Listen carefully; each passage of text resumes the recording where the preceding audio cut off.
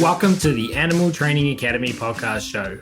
I'm your host, Ryan Carledge, and I'm passionate about helping you master your animal training skills using the most positive and least intrusive approaches.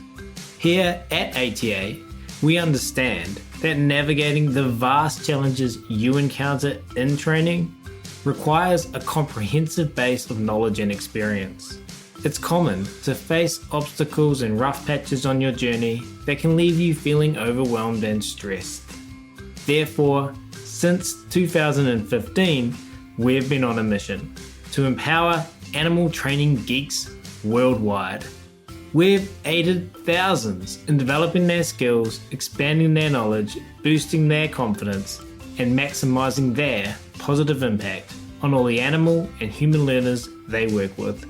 We are excited to do the same for you.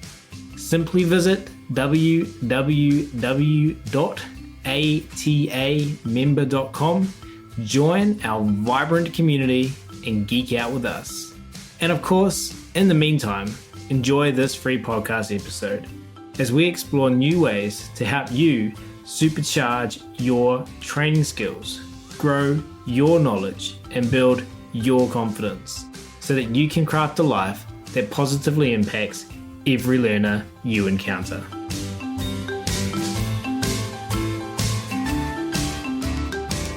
So without further ado, it's my very great pleasure to welcome Craig to the show today, who's patiently waiting by in Spain. Craig, thank you so much for taking the time to come and hang out with us at Animal Training Academy. Thank you for having me. It's a massive pleasure, Ryan. Thank you for the invite.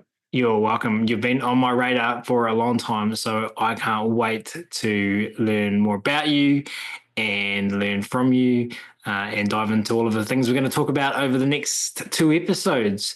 Craig, for part one of our recording, I am pumped to learn about your story, where you got started, where your career has taken you, and all the way up to what you're up to today. So to get us started, take us back to where you very first learned about training, about positive reinforcement, and then just passion talk our ears off, Craig. Yeah, for sure. So, oh God, it's a bit of a long story.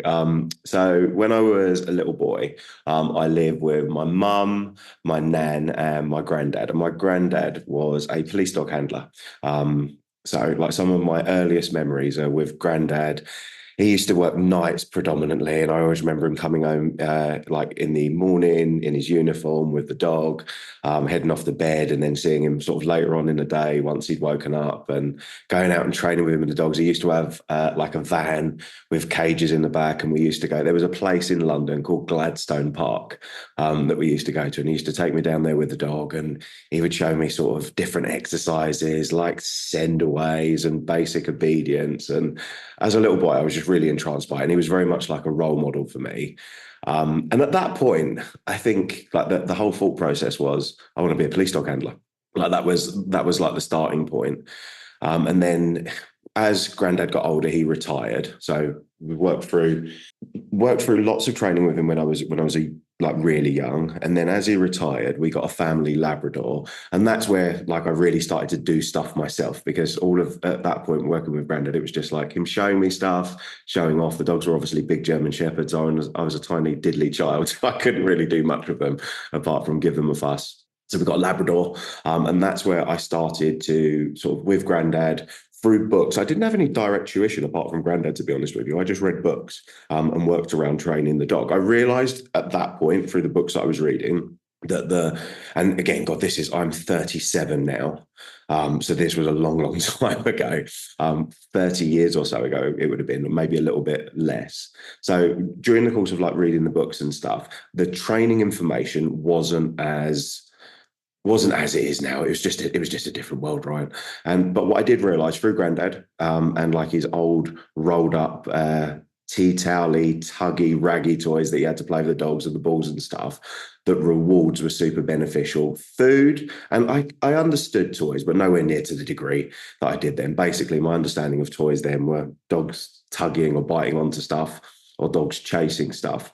So with my Labrador, it was all self-taught. Samson was his name, and worked through training with him. And it wasn't really until I got to about 17 when I started to drive that it started to become more serious. That was when I started to drive and sort of sought after external mentorship. I started to get involved in a sport called working trials in the UK. And through that, I met a gentleman called Mike, who was right at the back end of his career as a behaviour consultant in London.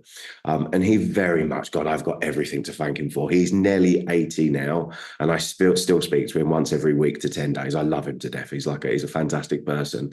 And he just took me under his wing, Ryan. I was I was so fortunate because I was working at that time. When I left school, I did lots of things. I worked as a personal trainer and a lifeguard and a gym assistant in a gym for a little bit. I did some labouring jobs, all whilst trying to dog train in the on the sidelines. And then ultimately, I got a apprenticeship as a joiner, which allowed me sort of sustainable income and to study, learn, and train. Because at that time, I mean, it wasn't really an option to be a full-time dog trainer in my head. Mike was like this anomaly that had managed to do it. And I just didn't think that would be something that I would be able to do at that point in time. So I was working as a joiner. And then after, being back and forth with Mike for 6 months or a year and starting to take on cases of my own, etc., I thought, oh God, this is definitely possible. Like I can really push on and do this. And then I started to get more interested at science at that point, because obviously there were varying ways of training, conversations around training, but nothing like it was now. And that's when I started to self-study and really sort of dig into applied behavior analysis and Karen Pryor. And then, oh my God, what's the lady that writes the... Leslie McDevitt? Leslie McDevitt, but it was the lady that mentored her. Dr. Karen Overall. Karen Overall. Yeah, I remember getting... Thank you, Ryan. God, I'm getting old. I can't remember. But I've read... I love that trail, though. That was fun. Let's do it. Yeah, she's super. And I read her behaviour manuals. Those were one of the first ones that I've read. I think I've read every copy, to be honest with you. And it was back to front reading them that really dug me into developing an understanding of the science and behaviour that I started to apply into my work. And then it wasn't until sort of mid-20s until I sought after board certification and then the official study. So that's when I worked with like a behaviour organisation in the UK and studied towards like a level 6 qualification, as you'd call it in England, which is where, like, again, I developed more understanding of the science. But at that point as well, it was like a crossover for me, because after meeting Mike, I then met a gentleman named John who like very much fulfilled a dad-like role for me. And he was really involved with working Malinois and traveling to and from Europe for a sport called Mondioring, which is basically obedience, agility, and criminal apprehension or biting. And again, another person, Brian, that I just can't, God, I thank God for meeting him, because it's changed the whole course or trajectory of my life, because he afforded me the opportunity to travel to and from Europe with him, to ring sport clubs, to competitions. And when I was in my sort of young 20s, I became the first person in the UK to license to wear the bike costume in competitions in Europe, which was fantastic. I was so lucky to be able to do that. And still being in sort of young 20s, I was gathering so much experience so rapidly, because basically I was working from 7 or 6 in the morning till about 2 or 3 in the afternoon at the joiner shop.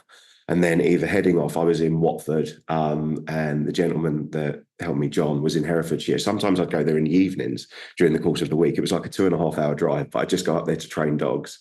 And then we'd be off to Europe at the weekends, to competitions and to different clubs to wear the costume. I was completely obsessed with it. And then that allowed me to develop like a very unique skill set within like the group that I mixed with, because it gave me such a great understanding of the predatory motor pattern, such a great understanding of how to utilize it, and basically such a great understanding of how to effectively work with dogs biting stuff, which was super. Like it worked really, really well. And then off of that, we were also training dogs for the police, training dogs for the military. I started to deliver some seminars to like different police and military organizations in the UK, which then led to me working as an instructor for the police. So went to deliver a few seminars and was offered a job as a civilian instructor for Wiltshire Constabulary, which at the time was Trifle. So it was like Gloucestershire Police, Avon and Somerset and Wiltshire, which I really, really enjoyed. That again was a super unique a unique experience for me to be able to go ahead with. And it brought it a little bit full circle as well, to be honest with you, because the premise of Grandad being a police dog handler, that's always what I thought I'd wanted to do. As I got older, I realised it was training dogs that I wanted to do more than anything else. And I got to sort of fulfil that role with the police, which was superb. At the same time, the business was doing really, really well. And I was doing the police job because I absolutely loved it. It was pure reinforcement. I kept on turning down opportunities to do things because I was busy training police dogs. At the same time, like around about when I started working for the police, I'd started to develop my version of introducing what I was doing with the biting dogs to people from different aspects outside of a biting sports setting. And that's when I sort of hashed the term interactive play. And basically, that was developing when I worked with sports dogs in my younger years. It was very much considered that if a dog was able to bite out of the gate, they were a good dog. They had the ability to do so. But there seemed to be such limited allowance for dogs that couldn't do it organically, or their genetic influence on behavior wasn't so prominent that it just come to them really quickly. So the big dogs, the dogs that had all of that gas in the tank, so to speak, they're so easy. Like you're just working through the process and you're really developing technicalities as they progress on. But I really started to enjoy building the dogs, like building the ones that couldn't quite do it, or people thought that they couldn't quite do it, and like watching them grow during the course of training sessions. And going from this dog isn't going to be able to do it to the dog being able to bite a man or a lady in a bite costume. It was, for me, it really, really turned my cogs, even more so than the other bits that I was doing, because I was doing so much behavior work at the time.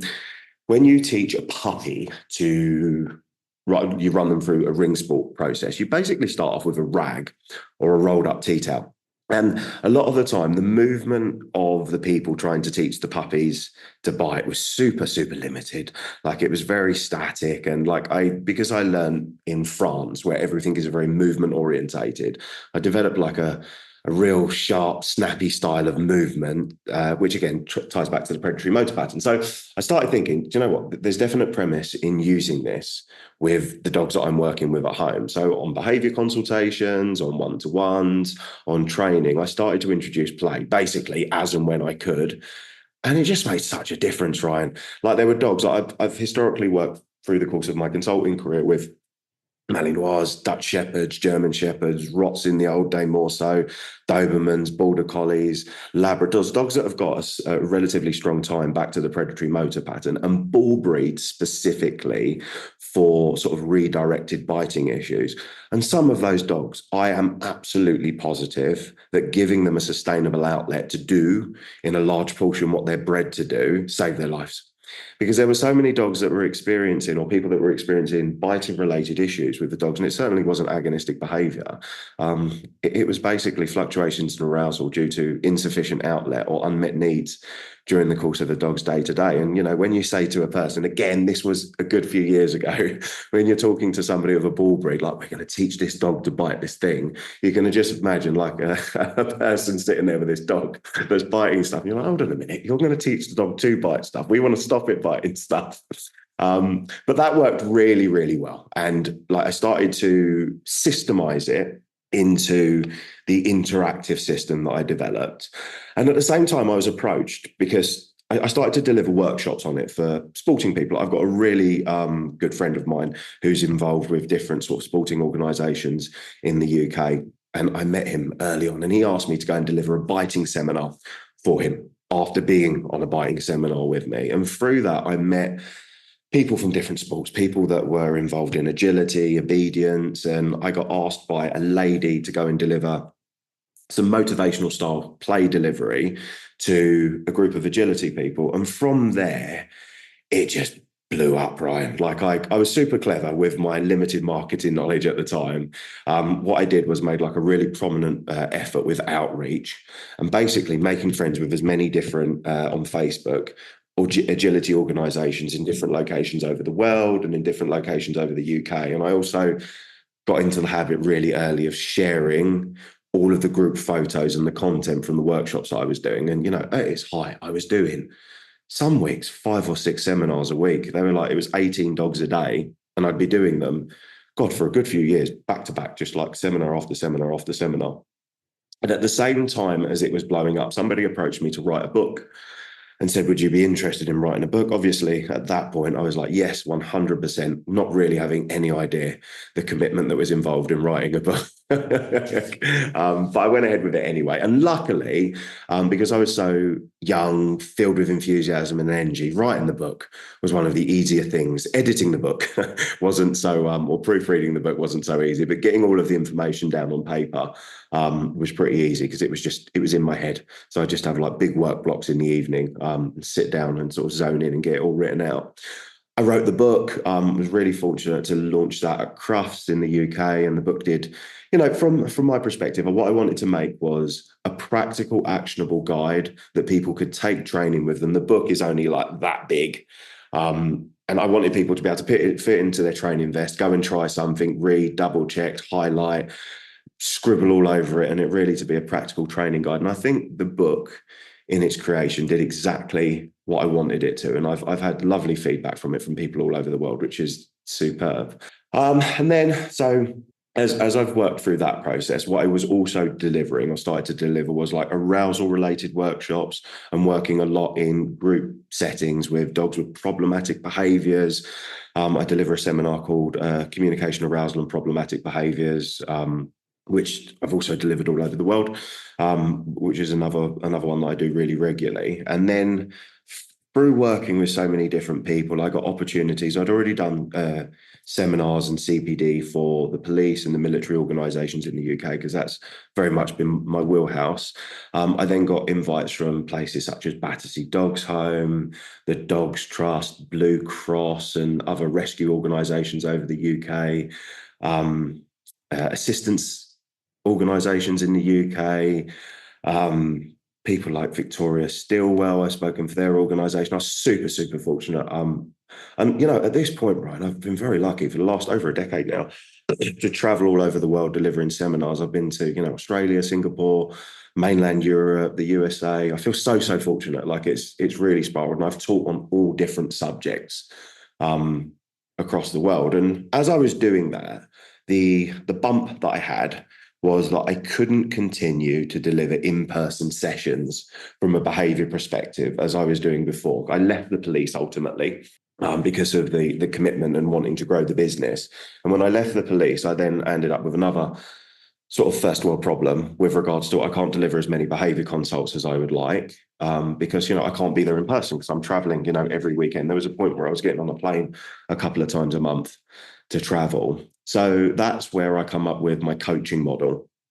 And basically, I manipulated my behavior consultation process to doing it primarily, all exclusively online, which worked really, really well. And that allowed me to facilitate a really, really good amount of clients over the course of a monthly basis. And, tick everybody's boxes, fulfill everybody's needs with a coaching model that revolved around like daily feedback and video critique, which worked really, really well. And then a lot of that, the audience I was working with was split between people with relatively severe behavior problems or people that were dog trainers, experience or behavior consultants who are experiencing problems with their own dogs. And they basically needed an external set of eyes to help them work it through. And at that point, one of the guys that I was working with asked me if I would give him some help with his business. And I was like, yeah, sure. So I said, I'll do it for free. Let's have a look. And I sort of had an overview of his business. And it turned out that it worked really, really well, so I thought, oh God, there's something to this. So I asked a couple of other people that I was working with, can I just give you some free guidance and help just to see? I'm just like testing something out or testing the water out with stuff. And it basically spiraled. At the same time, God, I'm missing stuff out even, right? So at the same time, we'd invested in a farm. So I'd started doing this sort of business consultancy in inverted commas, and then we'd invested in what is Isla Farm in the UK. There would have been, what would have been the timeline? It must have been a couple of years before we bought the farm that I started to do the business consultancy stuff. So we invested in the farm, which is now the Ogilvie Dogs Training Centre in Isla Farm, with like the Airbnbs and stuff, and the centre that we have in the UK. So on the build up to that, I was already like really quite business minded, very, very fortunate to be so, because we also had like an investment portfolio for properties that we've got, and that's like one of the other businesses that we own. So I started to help the gentlemen and the guys and girls with the business stuff, and then I thought, all right, there's definitely something to this. Let me go away and get some additional training. So I went away and got some proper training. This is all whilst we were continuing to invest in the property stuff. We just got the farm, and we'd started to lock eyes on the centre building. The business consultancy, I never actively advertised at that point. I was just working with people within my group that were asking for help, and it started to spread a little bit by word of mouth. And then COVID hit, which was like 2020. So the coaching business was firing on all cylinders, and the business mentoring was just building little by little, and it wasn't like my prominent focus at the point in time. So we just got this farm in Bourne in England, and luckily, I mean, COVID was obviously a terrible time, but it actually was a really, really productive period of time for the development of Ogilvie Dogs, because the farm was just all over the place when we got there. It was an absolute dump. Everything was in as worst condition as it could be, and it basically needed demolishing, flattening, getting ready to go for the centre to go up, which we'd already put planning permission in for, but it had been stumped because of COVID. So over the course of the COVID period, we basically spent a load of time flattening the farm out. The coaching business was running so well, I was spending about 6 hours as a work block, well, 2 work blocks in the morning, first 3 hours, and then I'd go off and work out and come back and do another 3 hours. So because I get up so early, by around about 10, 11 o'clock, my day's work, so to speak, it was done, because I wasn't traveling or anything anymore. And we just spent the rest of the day flattening out the farm. And then COVID passed. We built the Ogilvie Dogs Training Centre. And at the same time, running in parallel, the business mentoring started to become more and more prominent.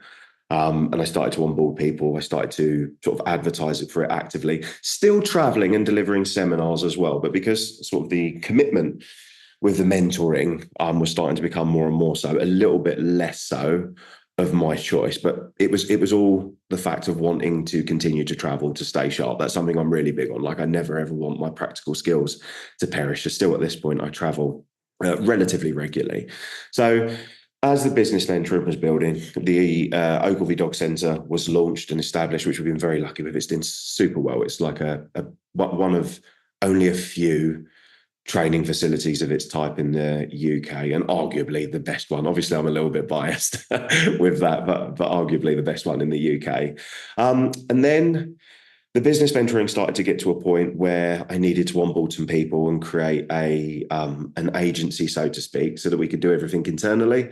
At which point I soft launched Big Bark Media, which is the media agency that I own, me along with my marketing executives and sort of small team that work to facilitate the business needs of lots and lots of dog-related, not just dog trading, but dog-related businesses across the UK.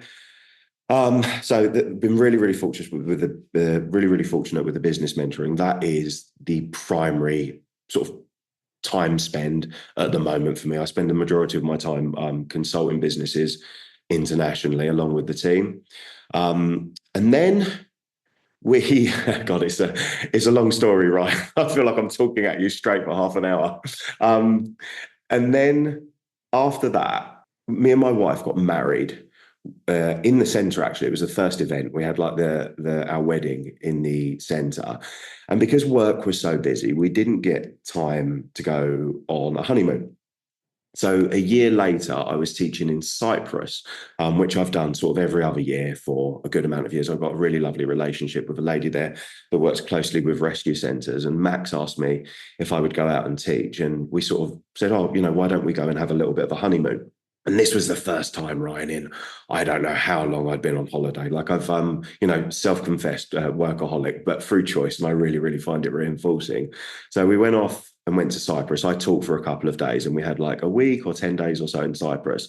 And it was the first time in a long time that I realized how much difference the weather made just to life in general. Because when I go on holiday, I always work or do a big chunk of work first thing in the morning. And it was just different. Like I answer a lot of my consulting messages when I'm either walking or I'll do them on the laptop, and just having like warm climate and not being clambered up inside or having to wrap up like a snowman every time you go outside makes such a difference to the day. And me and my wife were sitting down talking during downtime, and I was like, what's stopping us finding somewhere in a different country? Everything ultimately now does not rely on us being in one location.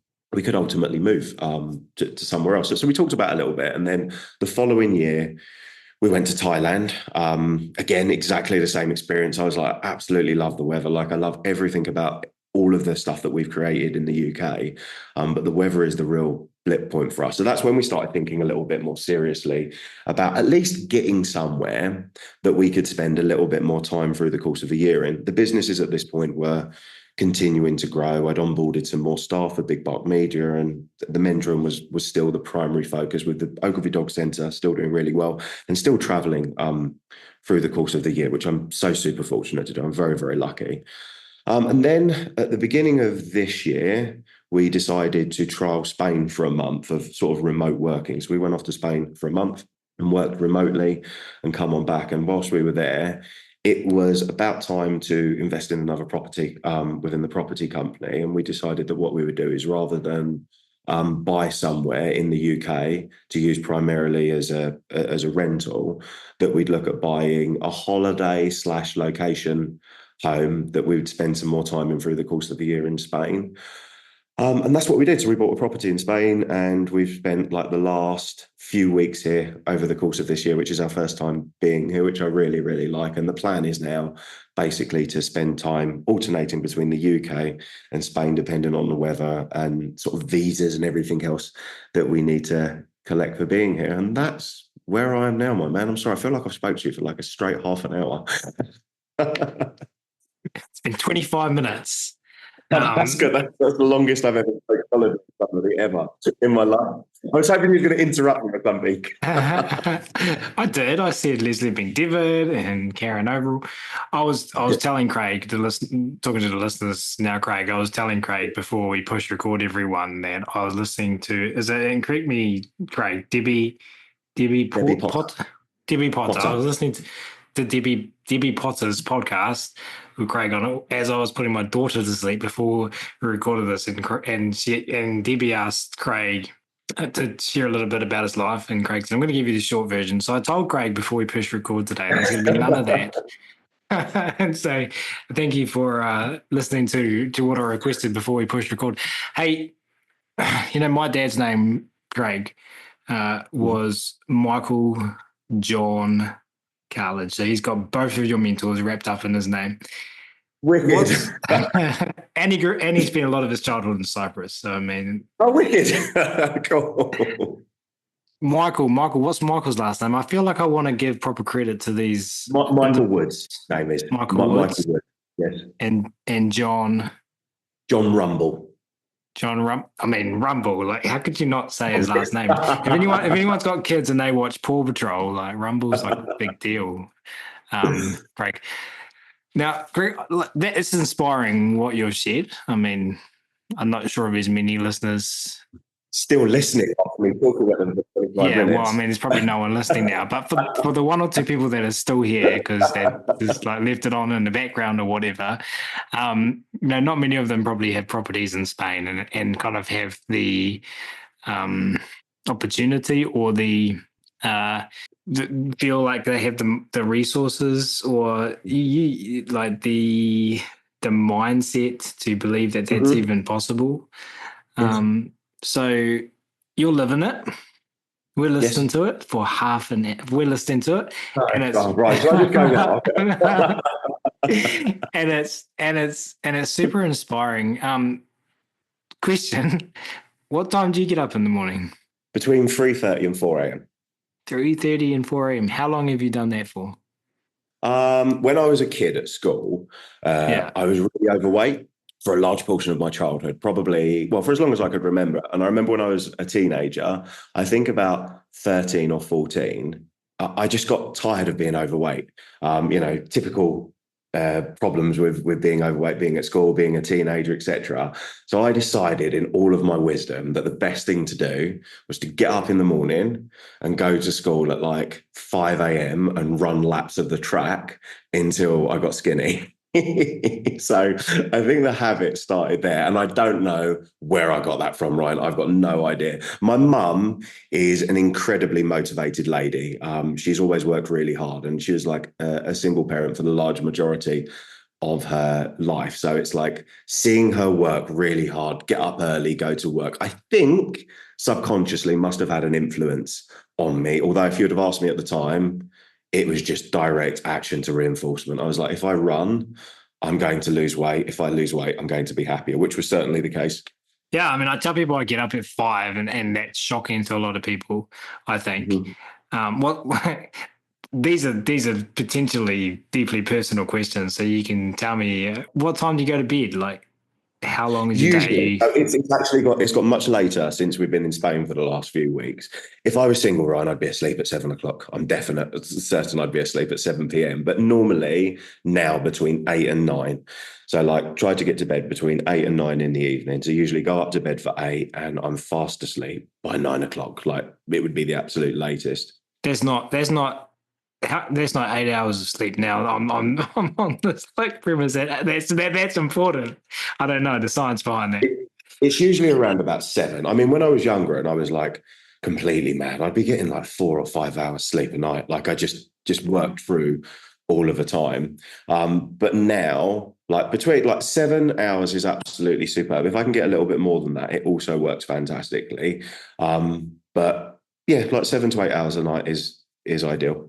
So you've shared with us about your dog training and doing your seminars and traveling the world. And I bet a lot of people, and this is, I don't know what this is based on, but I just bet a lot of people who listen to this would love to do that. That would be quite fun, a fun job, a fun position to be in that you are sought after across the globe, and you get to see all of these places and you get to meet all of these people. Right.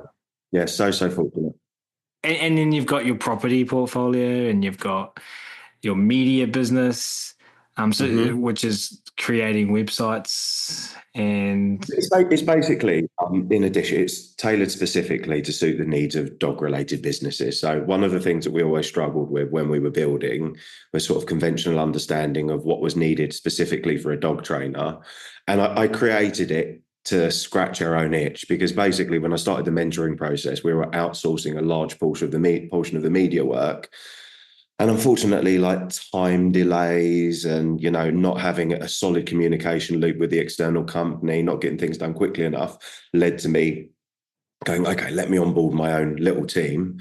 And I've got like a little team of assassins, as I call them, which work for us, and they do fantastically with all of the businesses that we work with. But it's directed at all of the media needs for dog training or dog-related businesses.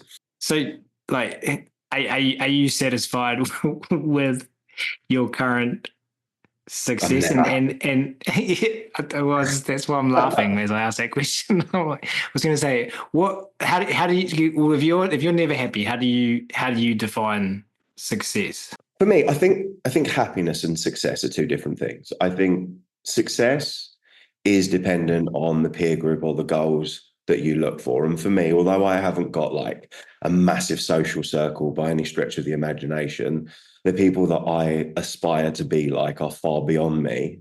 I'd say happiness is consistent reinforcement in the actions that you follow on a day-to-day basis. And from my perspective, like I'm very happy with the things that I do on a day-to-day basis. Like I like getting up early. I like doing a big chunk of work first thing in the morning. I like going to the gym. I like training my dogs.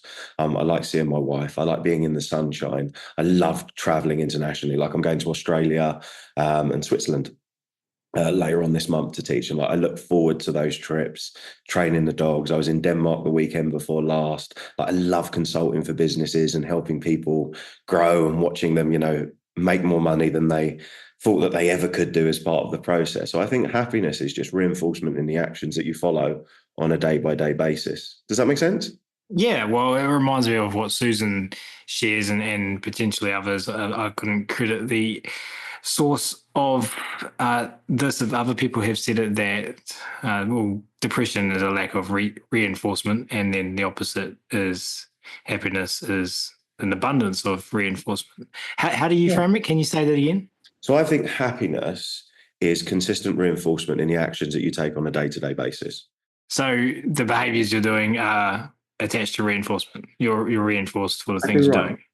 Exactly, yeah. So because every day most people are stuck in a rhythm of doing things on a day-to-day basis, in my experience, that they have limited associative reinforcement around. And then that drives the outcome for the end of the day. If, like, we're very lucky as animal trainers. I'd like to think that a good portion of people that we work with are very happy with what they do on a day-to-day basis. But if you look at somebody that's unhappy, it usually ties back to the structure or the routine that they follow on a day-to-day basis. Well, yeah, and I'm reinforced for getting up at 5 a.m. and you're reinforced for getting up at 3:30 a.m. My daughter often gets me up at through one of my daughters anyway, gets me up at 3:30 a.m. anyway, but I'm not reinforced for that, Craig. What do you think? So your success, you also said that people you aspire to be like are far beyond you. Did you say that? Is that how you phrased it? What do you mean by that? I mean that, like, a large portion of, when people say like you need to get a mentor, or you need to have somebody to look up to. I very much had that in John and Mike when I was younger, and like I love them both for it. And like from a business perspective, the majority of inspiration or motivation that I've got, or it has been from listening to podcasts or listening to people that have achieved great heights. The small group that I've got are all way above me in sort of business development, which is great, as you're always looking to aspire to be like those people. So I think like success and happiness, I think success is subjective, isn't it? Depending on the person, because, there's lots of people that have a really, really lovely family, are super happy, and they've achieved ultimate success. And my version of success, I guess, and their version of success, is two completely different things. I think that I just think that sometimes, like, the word successful is so super objective, isn't it? It depends on where you're at in life and what you want to achieve. Is there a different word that resonates more with you? Good question. I just think it's all about happiness, right? To be honest with you, that sounds super soppy of me. No, that's no. I just think I love that answer. I think it's about being happy. I think we've got a finite amount of time on this earth. Like, most of us, if we're lucky, are going to make it to 85 or 90, which means I'm nearly halfway through my adult life. And I don't want to spend the days doing things. Like, I worked in the joinery shop when I was younger. I hated it, right? Like, I hated it so much. Like, it was like the worst thing ever. And it's like all I wanted to do was to train dogs all of the time. And I remember like having this morning where I sat in my van before going into work, and I was working really hard to try to change. And this is well, I guess it's all related. So I'll tell. Like, I was sat in my van in the morning. I was in my early 20s, like mid to early 20s. And I remember thinking, like, I just want this to change. Like, whatever I need to do to get this to change. And at that weekend, or the Thursday, I think it was, I was delivering a seminar for biting dogs. And I got married when I was really young. And I got a message whilst I was doing the seminar. And my wife said at the time, like, I can't do this anymore. I'm off. Like, I'm leaving. Like, I'm not coming back. And I remember having like this, obviously, like, immediate upset and being like, oh God, like, what have I done? And then, after some conversation back and forth, like, I just had this moment of like, I'm obviously not making this person happy. Without this relationship, maybe this is what I'm being given to do the things that I wanted. And my life improved like tenfold from that point moving forward, because I was able to, work and train dogs full time. And I try to never, ever, ever lose the gratitude for being able to do what I do every day. It's like, it's so fortunate. There's so many people that would kill to do what I get to do. And it's like, I never, ever lose the gratitude for it, because I think it's the things that you do on a day-by-day basis that make you happy, Does that make sense? It does, and it potentially answered my next question. And I was going to phrase it something along the line of, what do you think is one of the biggest things that has led to your success, but your answer before would make that question need to be reframed. So I came up with, so what do you think has been the biggest thing that has led to you being able to craft a life that has led to an abundance of happiness? But you said something I think is really pivotal there, and that is to try not to lose gratitude for what you're doing every day. And I know for me, I wasn't super happy when I was young in my head. My self-talk wasn't very empowering. It was a Mhm. bit self-degrading. And I listened to a lot of books. I listened to a lot. I read a lot. I listened to Anthony Robbins. And one thing he told me to do, or he said at the time, was to walk every day and spend 15 concentrated moments be thinking about gratitude and the things you're grateful for. And that changed my life. And it was probably allowed me to connect with happiness, I Yes. think. I don't know why, Yeah. but that stuck out to me. How do you then, if you try not to lose gratitude for doing what you do every day, do you have intentional strategies that you employ to allow you to stay connected to that gratitude? Yeah, 100%. So, like, for me, I also think that gratitude has a good amount to do with being uncomfortable as well, which sounds really counterproductive.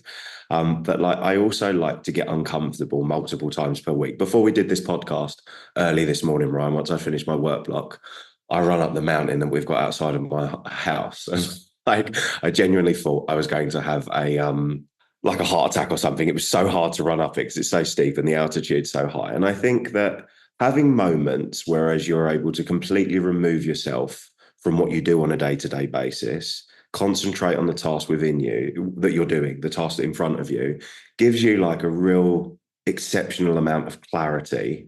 Because it's, if the task is really hard and it makes you uncomfortable, you can't really focus on anything else. You have to focus on the thing and getting it done. And I think that acts as like a form of meditation, which then post that allows you to reflect. So I finished the run, for example, and I was like overviewing my schedule, and I was like, I'm excited for the podcast with Ryan this morning. And then I've got consult calls with Jess and Chris and all of these other people that I'm talking to today. And then I'm going to go later on this evening, agility training with my wife because she's prepping for a competition that she's doing. So it's just like, I think that that period each day of active reset, which involves either a little bit of being uncomfortable or doing something that you can completely commit to. That can be walking if you don't want to get out and go out in the cold. That certainly would be the case for me in the UK. It can be going to the gym.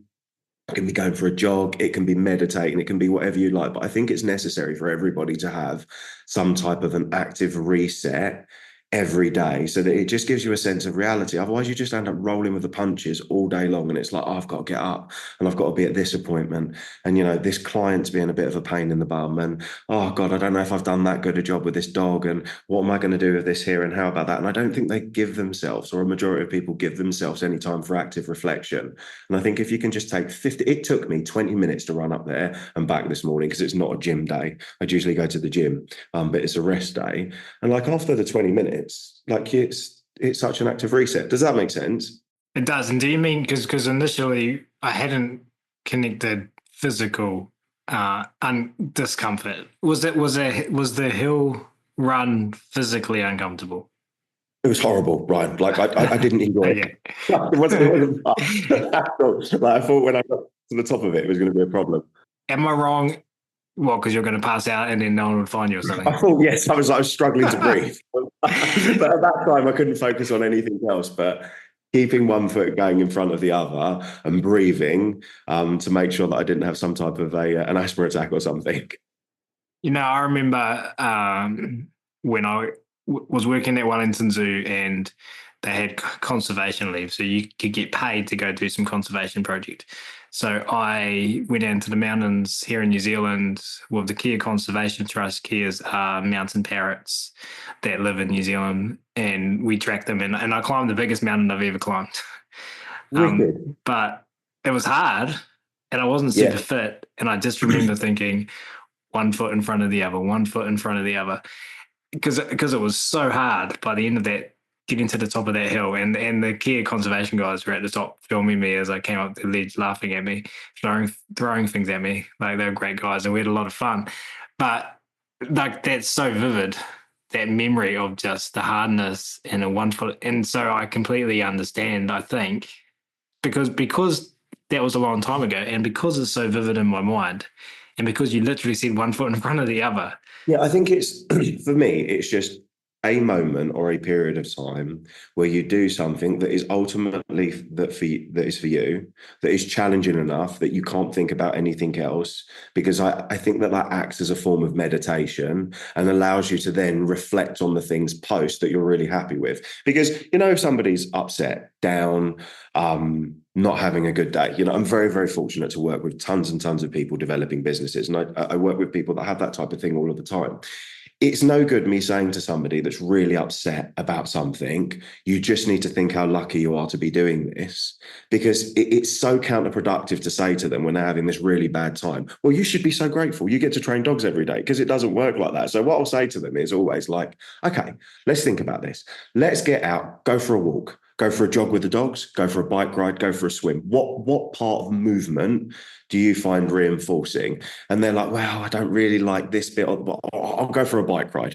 And they go out for a bike ride. And as part of the bike ride, they inevitably get their body moving a little bit more. So they can't really focus on much else but riding, and then they get back. And I think it just gives you a functional reset. So it's sort of, I guess it turns the question on its head a little bit with regards to what are the processes that you use to stay actively grateful. I think you need a reset process, or to do something that allows you to reset your mind to stay grateful. Because I think it's not, if you speak to somebody that's got, like a job that they're not fond of, and they've got like a lovely wife and kids at home, and you tell them to be grateful for their wife and kids, and they're, doing something that they absolutely despise. There's such a disconnect between those two things, because they love their wife and kids, but it doesn't make the things that they're doing at that time any less undesirable. And I think having the reset allows you to really reflect on the things that you're grateful for, but also it gives you clarity to start to think about changing the things that you're not happy with. And looking at the time, one other thing I really want to ask you about, just before we jump off this topic, do you only mean physically uncomfortable, or do you also mean mentally uncomfortable? Mentally uncomfortable. Like yesterday morning, I'm learning Spanish, and I did a Spanish lesson yesterday morning. And for me, physicality or moving is really important. That is my active reset.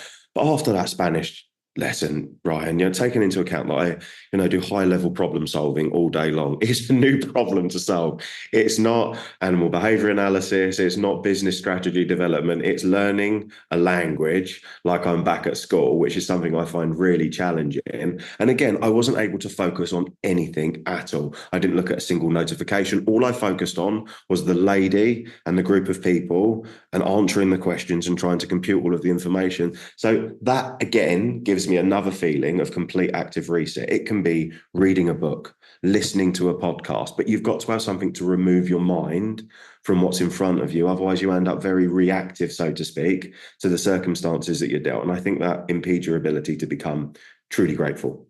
Well, I really appreciate you sharing all of that. Thank you very much.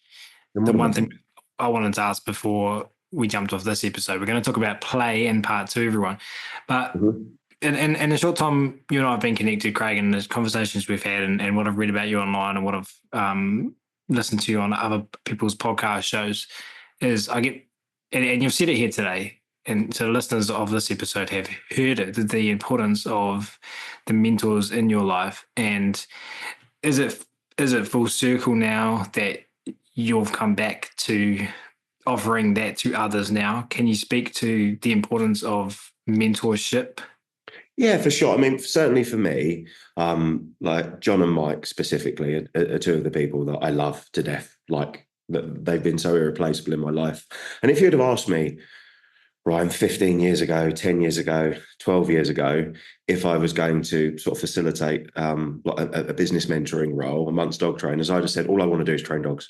And still to this time, I train dogs in my free time all of the time, because it's what I find reinforcing. But there's something hugely reinforcing about trying to help people get on their way when they're getting started out, or they're in the middle of a journey and they don't know quite what to do. Because I've been very fortunate, and I'm super, super lucky to have all of the experience that I have, in the multitude of aspects of business development and dog training, or the dog world specifically.